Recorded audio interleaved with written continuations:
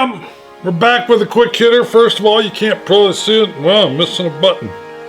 Mama didn't dress me right. Boom. Brand new manga shirt. This thing's like metal. I'm touching myself, and it's got like a silver dragon. One thing I do like that you'll never see till you see it, this like copper interior. Yeah, I'm goofy. Speaking of goofy, I've got a brand new game on the table.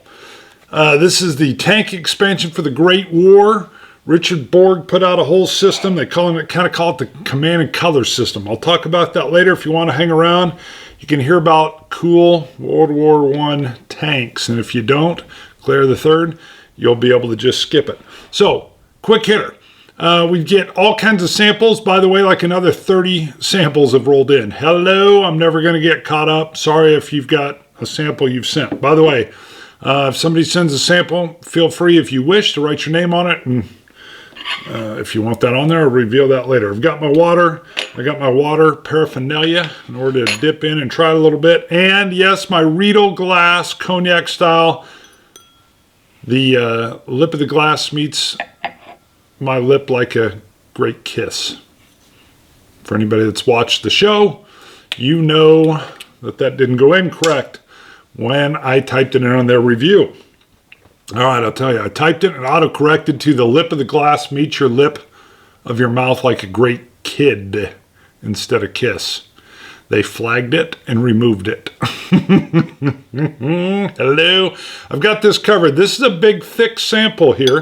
Again, I come in blind on these. For those that don't know my quick hitters, Scott does them a little bit different. This is the chance where we kind of go off and do our own thing a little bit. I like it. Kind of shows off our personalities. You can see my nerdiness of my board games. I get board game review copies that show up. This one comes from England, by the way. So, again, we'll talk more about that later. I have no idea if this is a bourbon. Heck, I've had an Armagnac once. I didn't know what it was. It really threw me for a loop. Could be a rye. Could be a Scotch. It could be something from Australia or Taiwan or Japan. I never know. So, you never know if color's added or not because I don't know what kind I've got in here. Obviously, if it was a bourbon, no color would be added. Light and fruity. I would guess it's a Scotch.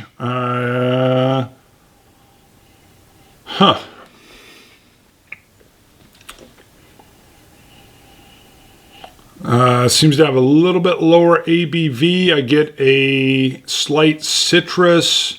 It comes off light and refreshing, like a summer dram. Almost reminded me of a Kraganmore there. I'm not saying that's what it is. I have no idea. Juicy fruit.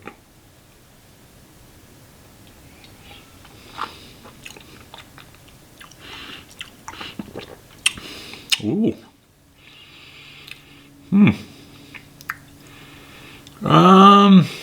Kind of reminds me of a Glenlivet. Wow, malty sweet fruit. The malt is in the middle and in the finish. It's like the malted grain flavor coming through very nicely.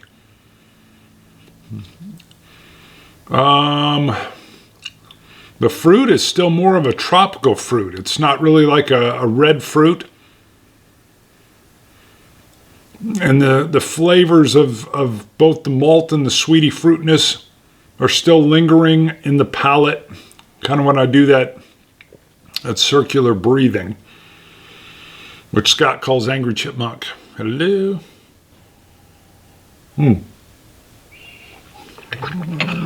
Normally I would not add water to this, but I'm trying to suss it out. This one feels like it's probably a 40 ABV, maybe a 43. Who knows? Boom. We're going to add liberally here. Again, a lot of times I'll sip neat, but when I am tasting, and I know when Scott is tasting, we'll bring the ABV down so we can kind of suss out those flavors. I'm going to take one more nose and sip, then I'm going to reveal. We'll see what it is. Wow, I killed the nose. I'm not getting much of a nose at all.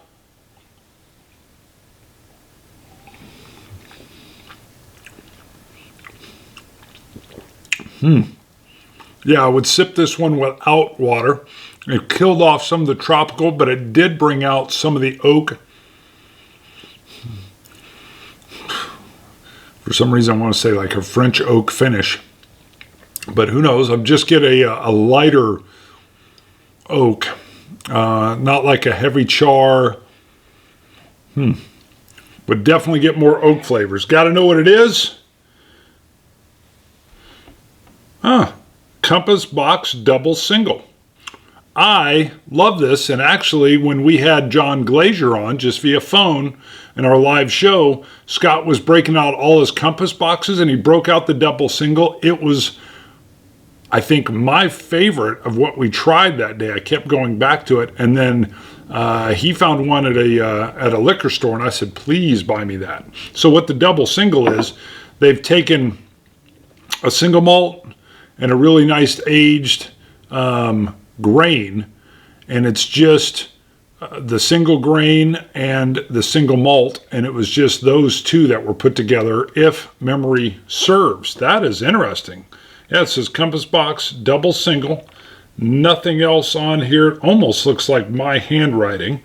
I'm wondering if I got a sample of this from Scott, and I just wrote it on there. For those that haven't seen, I got a shelf in my office. It's always in the background when I'm on via my live. I just throw them in there and kind of randomly mix them up, and I never know quite what I've got. That's interesting. It's deliciously light and smooth. So this is a blended. Compass Box is a master of blending. Wow, I got a little bit of almost like a perfume sense, kind of like that. Not on the nose, but the way I don't know how to explain it. Felt like a perfume sense, kind of like a floralness. And then it moves right back into a lovely grain. This is a wonderful sipper. Neat. Do or neat if you have it. And it's a little pricey. I want to say it's $120, maybe only $100, but I think it's $120. But I immediately was looking for one, and when Scott said, hey, there's one here, I said, get it. Has like a green box. I've got it on the shelf. I haven't opened up my bottle yet. Wow, lovely. All right. We're going to go into the game portion. So Claire the third. You can tune off anybody else that isn't interested. So Richard Borg has a system, Command and Colors, which is right up here, is Ancients. He started off with blocks that have stickers on them that basically you can fight all the old Roman wars, Greek, Peloponnesian, where you've literally got, you might have Hannibal's elephants, and that unit does this, and this unit does this. Well, then there came out Memoir 44, which was the same system, but in World War II, and it had little plastic tanks and troops and artillery, and you could do things with airplanes, and the map is always kind of the same base board, but then you can throw down tiles that change your terrain. Well, the Great War came out of the Plastic Soldier Company, PSC in England. They make great little miniatures, and they took the system and moved it to World War I. So the very base game has the Brits against the Germans. They've got an expansion due to come out at any point now that's going to include the French. But this is their first expansion called the tank expansion. So you got the Mark IV tank. They got the male and the female version of the Mark IV tank. Beautifully rendered. These are metal, or they feel metal. Maybe they're plastic. Who knows? But they feel like they're little metal toys. Toys is apt. And then they've got the German big old heavy tank, which I can't remember its designation. But when I got these, I was blown away because usually the detail in these games is not nearly this nice. You can see little rivets and little doors. They are a little brittle. I broke off one of the protruding machine guns on a German tank already, I think. Maybe it was a Brit. But the whole idea is you've got a combined mix of units, artillery, ground, and then the first tanks and how they move across no man's land. And my son loves these. My son's now 11. We've played the heck out of this.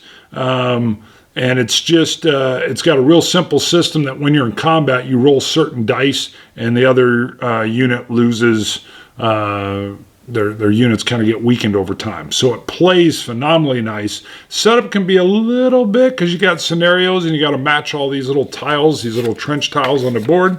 But as far as lighter games go, the Borg system you can find. If you want Ancients with Hannibal, you can get it. World War I, here. World War II, Memoir 44 is huge. They've got Battle Cry, which is Civil War. It's the very first system that came out. And I think that's it.